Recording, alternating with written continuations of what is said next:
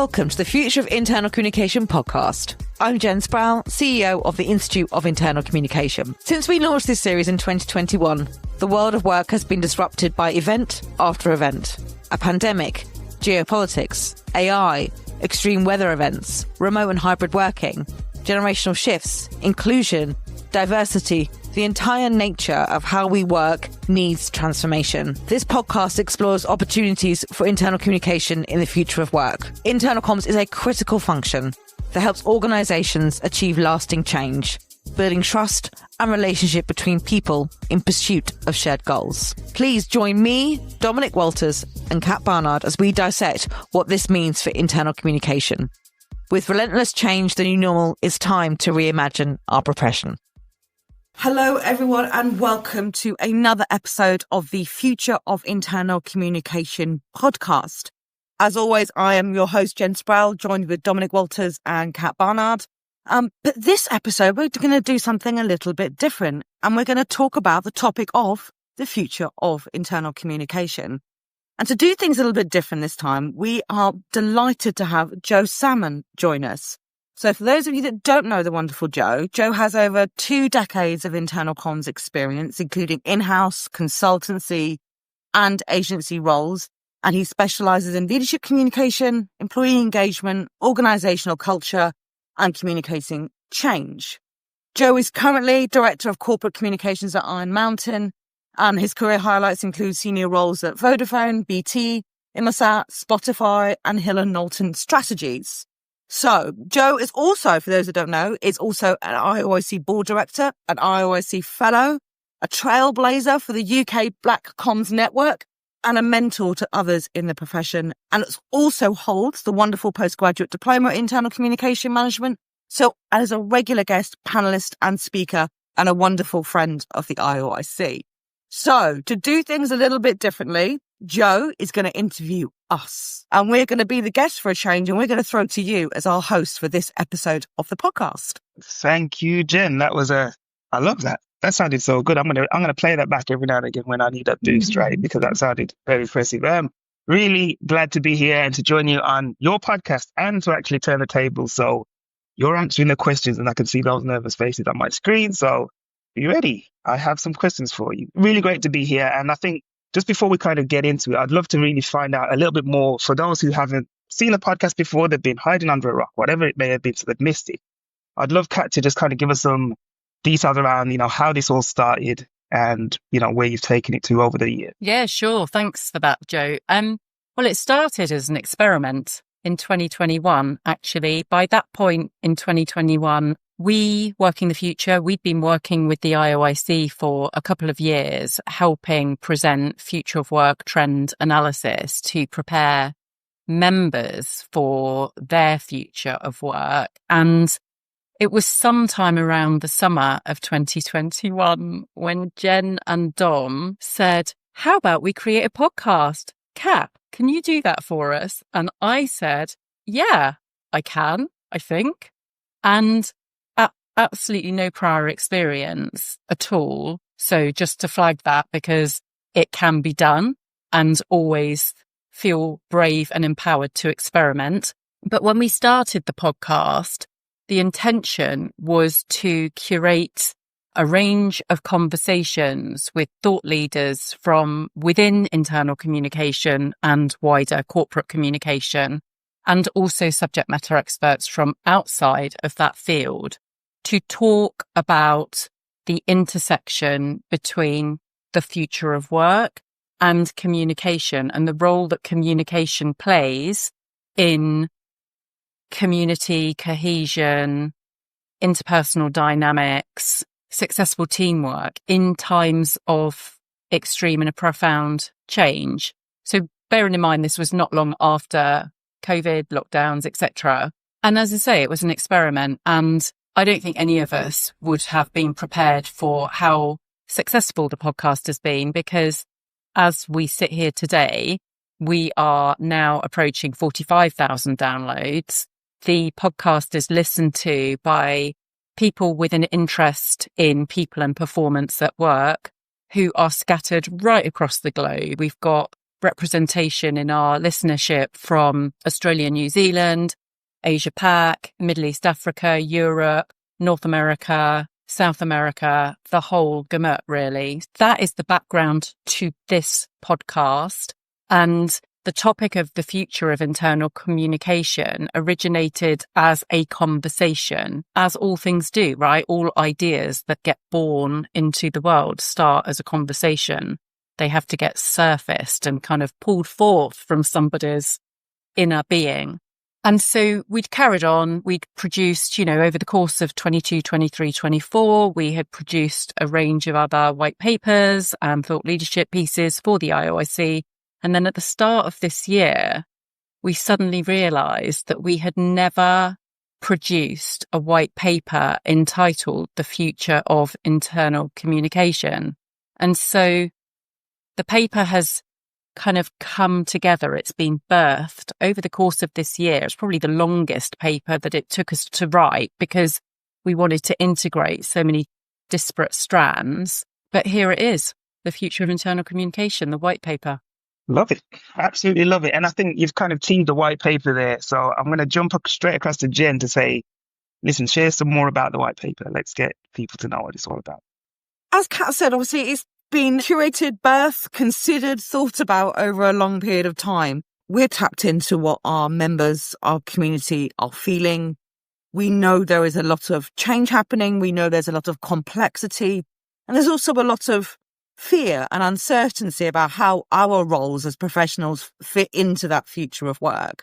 And how do we move our skills and our roles and create that kind of real protected space about why we are so critical to an organisation in these times, whether that's through how we enable trust, how we enable resilience, how we enable transformation. So it's kind of, I guess, ring-fencing that and showing our members and the community a pathway forward into that. So if you want to move with that future, think about these skills, think about these roles, think about placing yourself in this sphere, which is really moving on to a new time and a new future. I think sometimes we talk about future of work, I would say, and also future of internal communication, but future is actually present. Let me just say that as well. We just like to call it that, but it's all happening right now. I think the paper is trying to present that kind of view of this is how we protect, this is how we grow, this is how we evolve, gives you a pathway. But also the paper, we want it to be something throughout 2026 that we have a conversation with our community about. We're not saying this is absolutely the roles and skills you will need. Let's talk about it. Let's use this as a way for us to galvanate and own our future rather than let the future be dictated to us.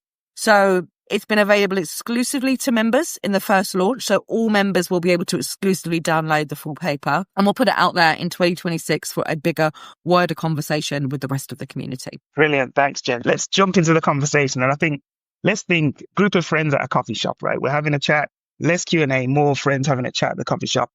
And if we don't 100% agree or align on stuff, let's have that conversation. That's even better. The viewers and the listeners are going to love that, right? So Dom, you've been quiet and we're going to bring you straight in. What excites you most about the opportunities for internal communication? Thanks, Joe. That's a very interesting question. So I think it is. You use the right word there. It is incredibly exciting because I think the context in which we're going to be working in the future will allow internal communicators to do more of what we've always known we should be doing. And many of us do, don't get me wrong. Building on what Jen was just saying, in organisations where things are changing all the time, there's low trust, they're going to rely upon conversation to connect people, to build that trust, to help people understand what's going on, to help people make sense of stuff. That's going to be even more important than it ever has been. And we know that's where internal communication can have its most impact. What excites me is we can do more of that. Any organisation that wants to be successful in the world in the future needs to have a good relationship with its workforce, needs them to be connected, needs them to understand what's going on, needs them to be clear on things, and needs them to be listened to and feel they're listened to. And there's no one else apart from internal communication who has the skills and the range and the experience to do all of those things. So I'm very excited from that point of view. I think also, although it may not always seem it, it's exciting because I think there are many more people leading organisations that recognise that. Good to get your take on this, but I think there are many more leaders who now look to their internal communications to help them improve performance. There are many more people who would bring internal communication professionals into the conversation earlier.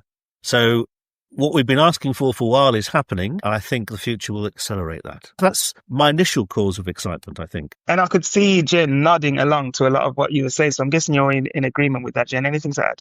Yeah, I am. And I think that, well, when everything feels, and I get it, right? Some of the news, the things that are going on in terms of roles and jobs, it feels really, it can feel, and the media, it can all feel a bit bleak. But I think what we want to do is let's re-inject that excitement. Let's re-inject that criticality. Let's re-inject the roles we can claim for ourselves that take us out of the bounds of internal communication. It all is internal communication, but let's think wider, bigger, more outcome focused. Because I think organisations, yes, it's very easy when you see comms as a pure broadcast mechanism. It is so easy to say, we don't need it anymore. We can put that to a machine and AI. We need to reposition comms as not about broadcast. It's not about those things. It's about so much more and so much deeper issues that if an organisation isn't on top of, they will not thrive and they will not survive. We see many, not that I wish to get political, but political figures lose on their inability to communicate, their inability to take people with them, their inability to create transparency, understanding, shared meaning, to have dialogue, to have listening, to have trust, to have transformation that people understand what they're supposed to do about. Organisations choose to ignore that because they see communication as a pure broadcast mechanism. They will feel the pain of that in years to come, in my humble opinion. So I'm excited for us to claim a stronger, bolder voice. It's very tempting, I think, as an amateur historian, it's very tempting to look at circumstances and think, we're never going to get out of this mess. I was talking to people recently who said the world has never been in a worse situation. That's a very tempting thing to say. I'm not sure it's true, because you think about the days after the Second World War, I think things must have looked pretty dire then. During the Cold War, I'm old enough to remember the Cold War and the fact that we all thought we were going to be eliminated by some thermonuclear disaster. So that there are always things which look bad. And when we've come through those things, we've come through it through innovation, creativity. And that's been spurned by conversation, by people sharing ideas, by people sitting down and rationally looking at stuff. So I'm optimistic more broadly, I think, that if we can help conversations, we can help address many of what look like intractable and really tough problems. So I think there's an historical inevitability, to use a Marxian phraseology, to what we're doing. And I would like to add to that, I just want to go several steps back. I recall the very first episode that we ever recorded of this podcast, and we kind of were setting the scene of what we're talking about and why we're talking about it. And one of the things that I remember at the beginning, and it is still very, very close to my heart, I am interested in how language and shared meaning has shaped our species. And so when you talk about history, Dom, I'm here for all of that, because I think one of our biggest failings as a species is that we tend to not look at history, which can be hugely helpful to us. But actually, somebody asked me a couple of months back, bit of a deep question, but somebody said to me, how do you remain so optimistic when all you do is look at these work trends day in, day out, and it can feel quite bleak? And I thought about that, and I thought, well, that much is true. There are days where it does feel really bleak, but the bit that I'm most interested in is to discover, as paleontologists, anthropologists and archaeologists have done, that our species is actually not 200,000 years old, but 300,000 years old. We know, like a tiny little grain of sand in the Sahara desert's worth of modern history. And the species, in whatever way, has survived hundreds of thousands of years, right? And so how has it survived? It has survived in community, sharing language and meaning, whether that's written language, oral language, artistic language, whatever it is, we have found a way as a species to share meaning, to build community. And I find that the absolute bedrock of what will sustain us throughout wherever we go next. Yeah, I like that. And actually, I'm going to stay with you on this one, Kat. So how should internal comm redefine itself for future readiness, in your opinion? The thing that I'm really interested in terms of how any organisation or professional set of expertise evolves and adapts is the starter question is who decides? I'm really curious about the impact of the internet on the way that we learn, develop and grow at work. The internet has only been with us for, let's say, 40 years. A little bit less than that in a valuable commercial context. And the internet, if you think about it, is like the greatest repository of online accessible information that the world possesses. Now, we know, obviously, that much of what exists on the internet is absolute rubbish and nonsense and conjecture and hyperbole and opinion and so on. So take that to one side. Nonetheless, there's a great amount of well-documented information.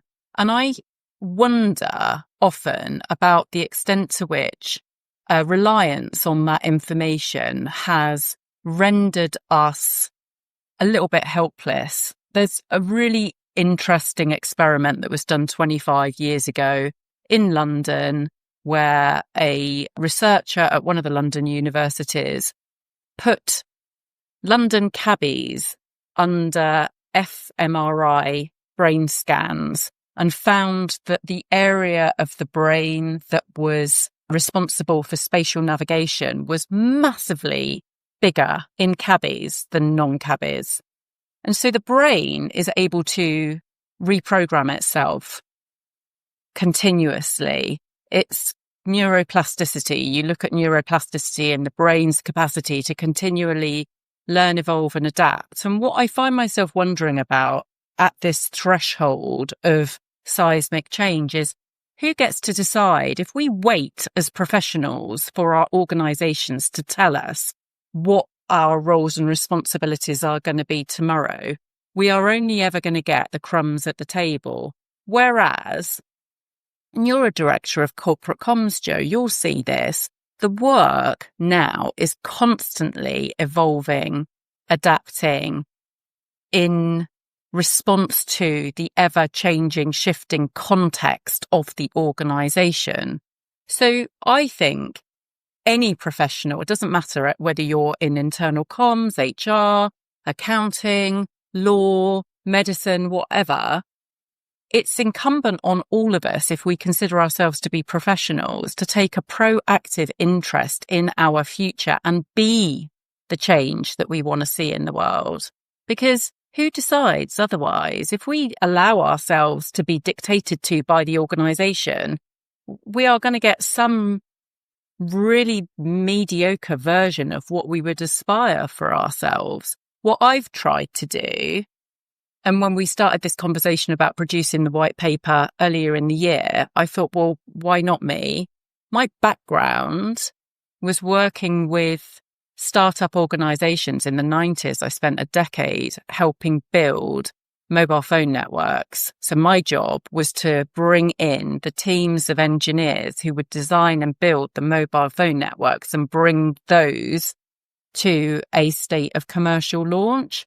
So I've got a lot of experience of organisational planning from day dot, like from taking a theoretical construct of what an organisation might look like and materialising that, bringing it into reality.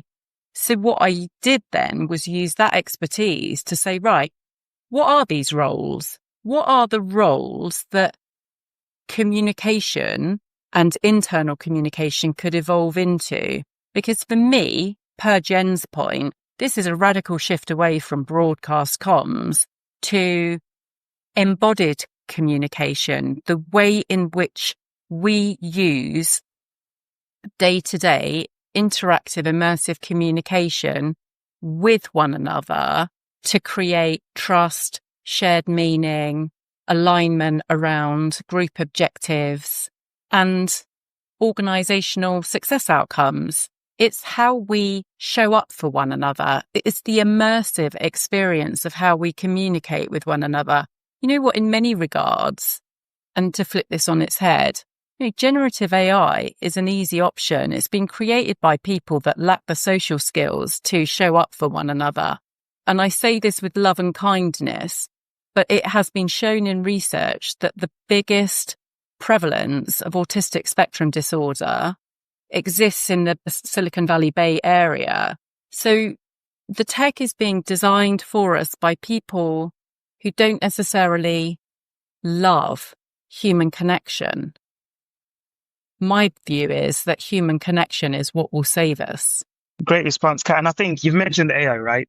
It's the hot topic. It's the thing that always pops up. So I'm going to jump into a quick fire round right now, really, because some will actually probably disagree with how you've just positioned AI, Kat. So it'll be interesting to see what we get on this. But when you hear AI, just generally, and I'll start with you, Jen, first word that comes to mind, how do you feel about AI now? Trepidatious. And tell me why. Because I think as someone who does use it, right, and I can see where it can go and the things that it can do, but I'm trepidatious that we are putting in businesses and organisations are putting too much pressure on this thing that it can solve everything. And I'm trepidatious that we are using it great, but we're walking into problems that we'll have to unpack in the future because we are rushing too fast at something. Right. Dom, and yourself, first word. I'm quite intrigued by it because it's interesting to see how it's being used by business and by organisations and how people react to it. And actually, I think the debate has changed so rapidly in the last year, certainly between communicators, because I think the dominant debate before was, this is going to take our jobs, how are we going to manage around that? The conversation we're having much more now are, how do we get people, organisations to use it properly? How do we manage the ethics? We were talking about this the other day, Jen, at Solent University. How do we manage the ethics of this? How do we make sure that people use it effectively? It doesn't damage our business. And then more broadly, we had the conversation with Zoe Colosimo from Neighbourly on one of the podcasts recently, talking about AI inequality. How do we stop that? I think that's a much more interesting debate. So rather than almost being fearful of this technology and seeing it as a big ogre, this now shifted to saying, how can we use it effectively? How can we get the most out of it? How can we use it equitably? And I find that quite intriguing. I think, and I'm no expert on this, that shift is happening more quickly than I've seen it happen for previous waves of technology. And that may be because this is such a massive wave of technology that's all-encompassing and has happened so quickly. So that's my take on it. I think it's the debate is shifting, and I'm quite reassured by that. I'm not saying we've got the solutions, but I think we're asking some of the right questions more quickly than perhaps I'd expect us to, myself included. Great. And Kat, have you got one word that sums it up for you? Not one word, but I just thought best of times, worst of times. And actually, if I was to call it right now, the thing that bothers me the most about it is the extent to which the tech is being developed by a very, very specific niche type of human. It is very male-centric and exclusionary of female representation, people of colour representation, the cultural and the other demographic representations. And that worries me because it isn't a foregone conclusion that it's going to be amazing for everybody. And we do need, as Dom exactly said, we do need the full panorama of perspective in order to make sure that whatever it becomes, it is designed for us as ethically and safely and responsibly as possible. Yeah. And I guess you were talking a little bit about the pace of change, and Jen also talked about that need to kind of elevate the work that we do and to adapt and do different things for our leaders, etc. Dom, I'm going to jump across to you and, speaking directly to the listeners, right? Can you tell me one skill that you think IC pros will need to develop and master in the coming years to really remain effective and to elevate their work? What's changed? I mean, there are a number of them, but I think if you ask me for one, the one that's the biggest is going to be around coaching leaders to have conversations. And it's something which I know many communicators do very well, but it's going to be even more important for all of us to be able to do this. Because I think leaders are going to say, I need to connect with people. I need to build trust. I need to explain complex changes in a very short space of time. I need to understand what people are feeling.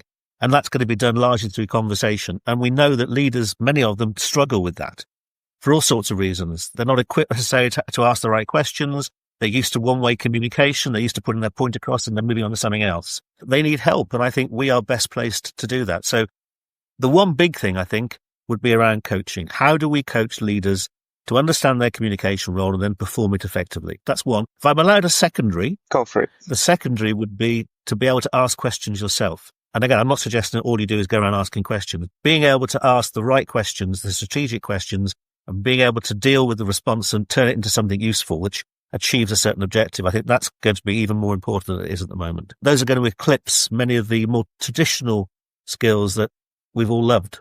Thank you. And I think, Jen and Kat, I'd like your views as well, because we often hear that writing is no longer our superpower. AI has kind of leveled the playing field. Everyone can get it to a certain level of goodness, right? And they can storytell. So what do we need to really focus on? Speaking to our kind of IC pros listening, what would your advice be to start to think more about this area of upskilling? I agree on that, but I think I'm going to pick one skill I think that we've always needed and worked on, but perhaps a reprioritization of it for me, is around the sense making and the cultural intelligence that we bring to it. Is how do we position, and we talk about this on the podcast, the science of communication, the science of language, the science of message, not what is good grammar, not what is a good headline or stand first or what makes good clickbait. Those things are how to do and how to make a nice layout of a story. I'm not dwindling that importance I know that we do that at IoIC, it is important. But if we're just focused in on the display and the reader and the headline and the stand first and the grammar and has it got all the factual points, we're not building our critical knowledge, our skill set, our unique ability to critique something going, how do people make sense of the world? How do people process information? What is culture? How is it formed? How is that intelligence? How is the psychology, the behavioral intelligence of what we do? Because if that knowledge and that critical thinking is so high in our ability, then anything that comes our way that's not creating the outcome the organization is looking for, or I think that sometimes with technology, and I know that as someone that's worked pre-internet, post-internet in publishing, where you think because you can do everything quickly, you're just spouting stuff out rather than going, is it understood? Is it making sense? How does that fit with culture? How does that align in intercultural relationships, global organizations? The science and the psychology of communication is fundamental to getting it right. Yes, you still need good writing perhaps sometimes, but that is the bit that I think then becomes such a unique superpower that gives you the critical ability to go into an organization and go, that's not working. You're not processing. This is why this transformation isn't getting over the line. This is why the shared meaning isn't there. This is why this subcultural, this cultural, the misalignment, it brings the science into our work as well, which I think they're all important, but I think that unique skill set that I don't see any other related discipline really taking on. Yeah, I agree. And I often say we need to kind of start to solve business problems rather than just communication problems and challenges, right? We need to play in that space. So, Kat, is there anything you want to add? What skills would you recommend IC pros really focus on? The two that I think, and absolutely thanks for teeing that up, the two that I think are fundamental are business acumen and advocacy. So business acumen, we need to be thinking about the business problems. To your point, we need to be able to speak the language of leadership. We need to be able to get on the wavelength of our most senior stakeholders and see the world as they are seeing it. So that requires us to be diligent and take a more proactive interest in our industry, in our sector, in who are our competitors. It's going way beyond internal communication to have an understanding of the risks and opportunities that our employer faces in the next 2 to 5 years and getting really on top of what are the trends that are most dynamically transforming and disrupting business. How can I help my organization through an elevated awareness? I'm not asking you to suddenly become a trend analyst, but I am saying the more information that you can gather that helps you understand the reality that your organization is facing, the better. So that's one. And then the other is the advocacy piece. I talked a little bit before, I got all prehistoric and talked about the origins of language and the extraordinary reality that our species is as old as it is and the role that language and communication has played in that long history. I think we need to become better at advocating for the value of communication as the glue that binds people who will be increasingly disparate and distributed and asynchronous and on demand.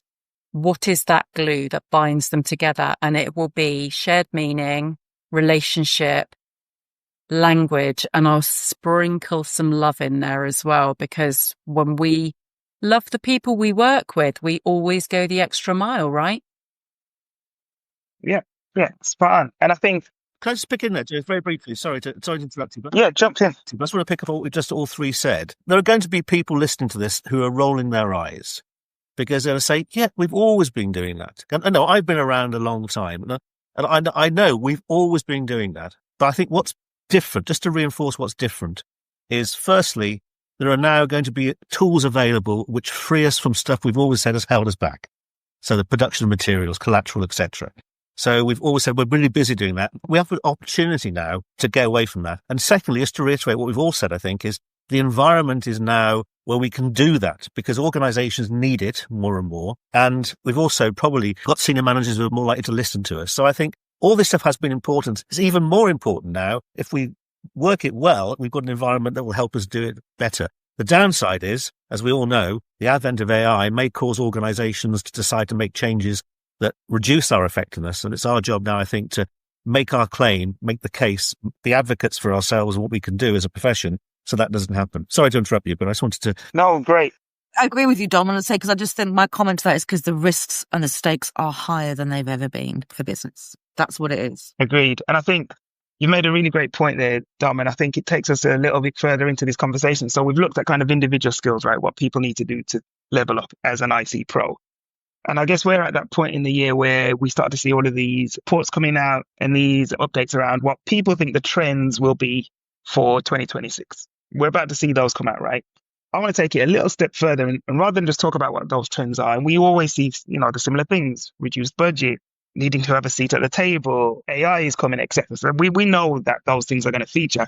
But what I would like us to talk about really openly is around what are your biggest concerns about some of those trends? What are the trends that you think and themes that are going to come in 2026, even if it's throughout the later part of the year, that we should be concerned about and should be trying to get ahead of?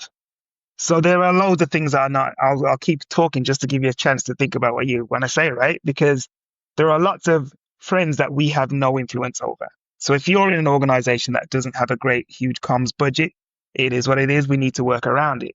But there are things that we can do some stuff about, and some of those trends will come into play.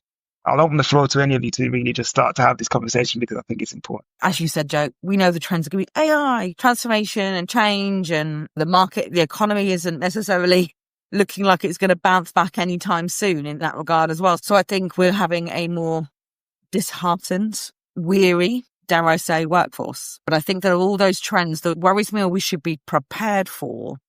It is that as we try to ramp up and not trial things, I think that we need to be mindful of potential new crises. As we go through something without enough preparedness, without enough critical thinking, without enough consideration, whether that's AI, transformation, reputation management, economic, what we're saying outside and inside the view of a brand, I think organizations are going to see themselves in much more crises. Cybersecurity, for example, I think that's going to go in a massively bad direction. We've had some really big instances this year.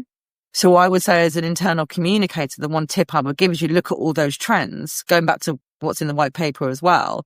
Think about your scenario planning and think about if X or Y or B or C happens, whether that's a data breach, whether that's a reputation, whether it's the non-adoption of a piece of tech that's going to cost the organization millions, whether it's something leaks, something comes out. I think we need to model out what those look like because nothing's worse than being bitten on the bottom, shall I say, with a crisis and you don't have enough resource and you're not turning that around and you're not, again, giving that the critical thought because how you respond to a crisis is sometimes more important than the crisis itself.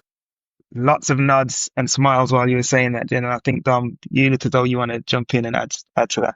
Well, if we're looking at some of the things to watch out for in the next 12 months, possibly beyond, I mean, finance, Jen's mentioned it, money's going to be a big issue. We're recording this just before the budget. So if you listen to us after the budget, you'll know more than we do, obviously. But it's not looking good, is it, from a financial point of view? Whatever your politics are, it's not looking good from a financial point of view. And that has lots of effect on budgets, on people's risk appetite. It has all sorts of effects that affect us. I think the other thing is, and just what I was talking about the other day, is we've seen obviously a bit of a pushback on the advances we've made around things like DE&I. And that seems to have made it okay to criticize or to question some of the more people-related things that organizations do. And that may not necessarily be a bad thing to have the conversation, at least. But what I think it is doing is meaning that things like internal comms can often get questioned as part of that re-examination of how we deal with people. Again, I know we were talking about this the other day, but the whole thing around the Home Office report talking about listening circles and the questioning of listening circles. I think what someone was doing was saying, are we doing too much when it comes to involving people? Are we doing too many people-related things? And look at these listening circles. And the danger is for us that we get pushed back because it seems to be popular now to question people-related issues. And so I think we have to be even more careful about showing that comms is about business. It's not there to be nice to people. It's not there to be equitable, although that's all important. Well, it is, but it's primarily there to help businesses perform. And I think we have to be really, really focused on making that connection. So I think we are going to face a bit of a backlash, particularly in organizations because of financial concerns that are looking to make cuts. So it makes we've got to really sharpen our argument, I think. Yeah. Kat, trends, you're smiling. I know. I think I'm going to go a bit left field. What I think matters most now is that we each find our personal cadence. We each dig deep into ourselves to understand the rhythms and motions of when we work best. For me, the thing that is most dangerous for all organisations at the moment is the unaddressed issue of stress, anxiety and burnout. All the external parameters indicate that 2026 is going to exacerbate that. And I think community is the answer. I think it's really, really important that each of us looks at and examines our own personal sustainability, looks at where we put our focus each day, what we pay attention to, make sure that we, as one of our earlier podcast conversations this year with Louise Mowbray identified, that we check our algorithmic bubbles, that we recognize also that our human brains, we're not designed to be always on digitally, always paying attention to all the hundreds and thousands of informational stimuli that bamboozle us every day, that we really dig deep and we get an understanding of what fills our energy cups up and what depletes our energy cups. And that we actually start having conversations in community with one another so that we better understand. Jen and I have worked together now closely for 5 years. Actually, Jen and I, we've never had a conversation about what time of day are you most productive. Mm. No, we haven't actually. No, but you know what I mean? Like, beyond what point in the day is your brain banjaxed and unable to process any more information? I personally am a morning person and I don't respond well to anybody that sends me a business email after about 6 o'clock in the evening. I get really stressed out by it because I'm done. But I think this whole piece around coming back to ourselves and starting from within, like forget all the social media hyperbole towards perfectionism. How do I function best? What are the things that I personally need to fill my cup up in order that I can be the best human being that I can be when I show up for my colleagues? Because actually, most of the time, we're probably not even showing up for our employers. We're showing up for our colleagues, right? We're showing up because we want to be in the company of people that we like, respect and trust. How do I get to be? Because I do have agency every single day. I get the choice of how am I going to spend my energy today? What energy drains do I need to remove? What activities do I need to make sure I introduce to my day-to-day routine in order that my energy levels remain as optimal as they can be? And I think if we all were to focus on that at a micro individual level. That at a group level is what fosters organisational resilience. Resilience does not come from one person braving it on through ruggedly, doggedly, determinedly, keep going at it. Resilience comes from community, but we all need to be alert to our inner selves to get there. I really like that. I'm kind of starting to summarize all of the conversation in my head, and listen, it comes down to very exciting times ahead, but also very, very challenging times ahead. The profession is changing, our skill sets needs to change. There's crazy stuff happening around the world, and we don't know what else is coming our way. So I think, Jen, really switching this and really putting the focus on the IoIC. How will the IoIC support IC pros in meeting the challenges that we think we're going to face and the unexpected challenges that are going to come in 2026, right? What's the role of the IoIC and how will we help?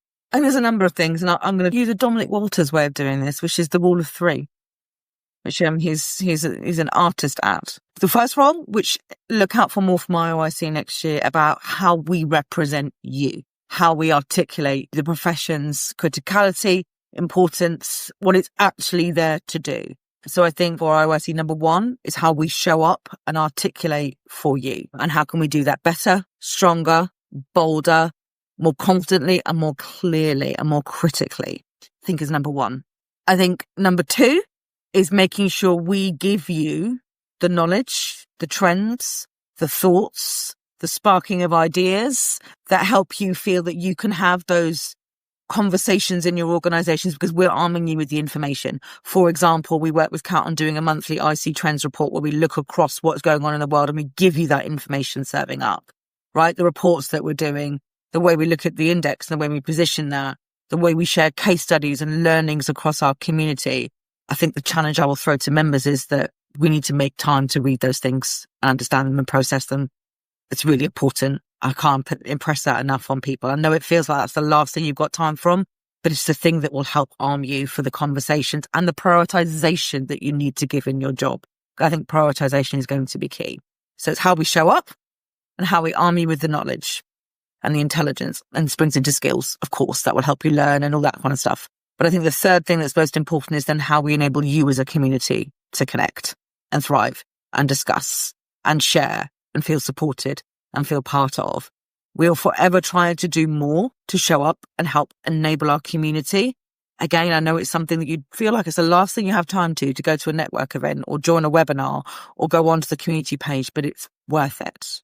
So we will do our best to provide those strands, but we want you to come and join us because that's where the magic happens. Fantastic. I think, Dom, your smile, I don't know if you want to add anything to close this off. I think Jen has beautifully summarised what we're about. So my only thing to add to that is, if you're not a member, come and join us. Love the promo at the very end. Great. So I think we're at the end, right? I think we've made it to the end. I think great conversation. Thank you for inviting me to be part of the conversation. Loved every minute. I think the last time we were together was at the IoIC Festival. It's been too long. Let's not leave it that long again. All right. Joe, thank you very much for joining us and being an intelligent, focused, but humane questioner. Thank you very much for that. Thank you for having me. Thanks everybody for tuning in, and thank you again as well to Joe for guiding us through this conversation. We'll see you on the next one. Thanks for listening today. If you like what you've heard, please like and follow us wherever you access your podcasts.